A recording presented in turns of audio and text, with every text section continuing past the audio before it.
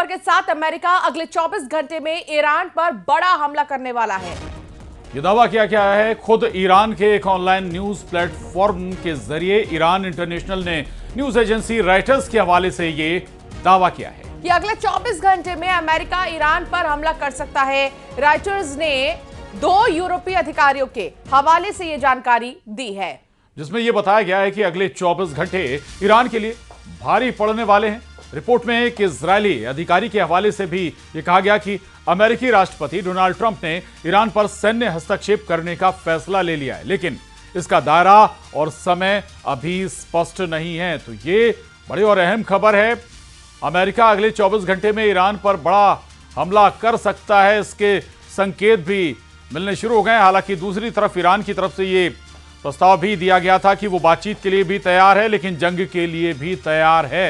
और अब जो रिपोर्ट्स आ रही हैं, उन रिपोर्ट्स के हवाले से यह दावा किया गया है कि 24 घंटे के अंदर, जी हां, 24 घंटे के अंदर ईरान पर अमेरिका कोई बड़ा हमला कर सकता है। इससे पहले भी परमाणु ठिकानों को निशाना बनाने के लिए अमेरिका ईरान को टारगेट कर चुका है। बिल्कुल, और यहाँ पर ये दावा किया है खुद ईरान के एक न्यूज प्लेटफॉर्म ने ही, ऑनलाइन न्यूज प्लेटफॉर्म ने किया है।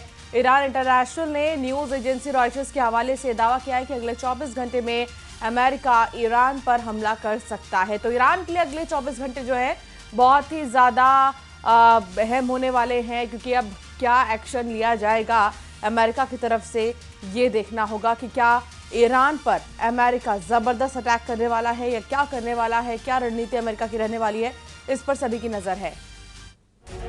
एक और बड़ी खबर, ईरान की अमेरिका को खुली चेतावनी, अगर ईरान पर हमला हुआ तो जवाबी कार्रवाई होगी, जिसमें पड़ोसी देशों पर स्थित सैन्य ठिकानों को निशाना बनाया जाएगा। ईरान के सर्वोच्च नेता आयतुल्लाह अली खामनेई के सलाहकार अली शमखनी ने एक्स पर पोस्ट किया है कि अगर ईरान पर हमला हुआ तो जवाब में कतर स्थित अमेरिकी अल उदैद एयरबेस को निशाना बनाया जा सकता है। जिसके बाद अमेरिकी नागरिकों को अल उदैद एयरबेस खाली करने के लिए कहा गया है।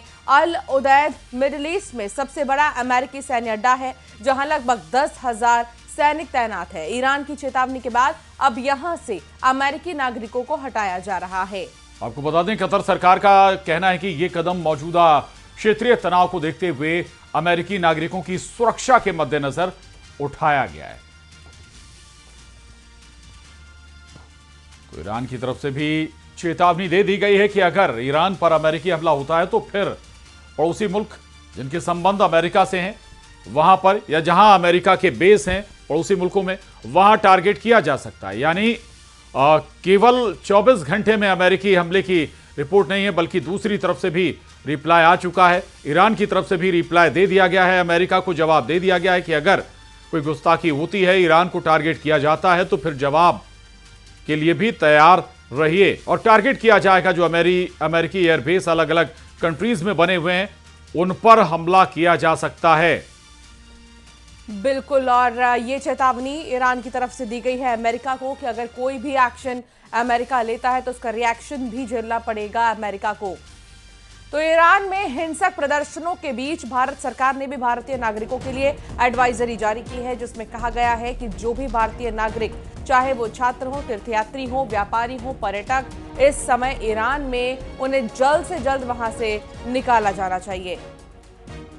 तो आपको बता दें, तेहरान स्थित भारतीय दूतावास की तरफ से जारी इस एडवाइजरी में कहा गया है कि ईरान की बदलती परिस्थितियों को देखते हुए सभी भारतीय नागरिकों को सावधानी बरतनी चाहिए। उन्हें विरोध प्रदर्शन या भीड़भाड़ वाली जगहों से दूर रहना चाहिए। ईरान में मौजूद भारतीय नागरिक भारतीय दूतावास के संपर्क में रहें और स्थानीय मीडिया पर नजर भी रखें। तो ईरान में हिंसक प्रदर्शनों के बीच भारत सरकार ने भारतीय नागरिकों के लिए एडवाइजरी जारी की और कहा है कि अगर बहुत ज्यादा जरूरी ना हो तो वहां से निकल जाना ही बेहतर है।